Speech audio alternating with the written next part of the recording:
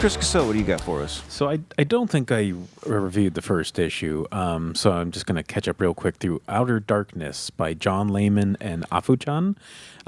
And he did this as John Layman talked about how he really likes sci-fi horror, and he quoted stuff like Event Horizon. And so he's like, I want to do one of those. And so it's essentially evil Star Trek, and I love it. Because basically, once we started exploring deeper space, it's just full of demons and possessions and horrible things. So all spaceships need exorcists on their ships now.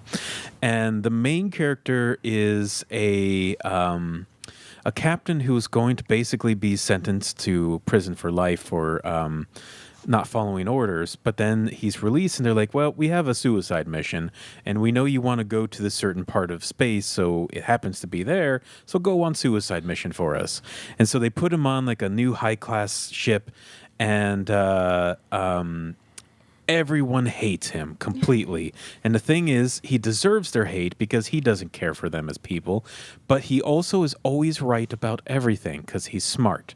And the interesting thing is each issue now is delving deeper into all the crew.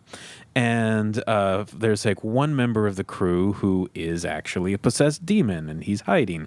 And there's another character who was a demon god from another planet who was banished, and like nobody knows this about him. He's just an alien with no memory, and the captain never remembers his name, so he's just like, it's Chief Navigator Alox.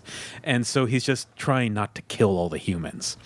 And the first captain is always undermining, or the first officer is always undermining the captain, and like he actually has some moral codes, but the captain's always right about the things he's predicting. So it's just very interesting character interactions, an interesting setting, an interesting world where science and technology meet. And I forgot to mention the engine of the ship is a ancient Mesopotamian demon, and they have to give it sacrifices every once in a while so it'll power the ship. Like you do. Like you do. The art is by AFU CHAN, who worked on Spira, which is a book I really liked.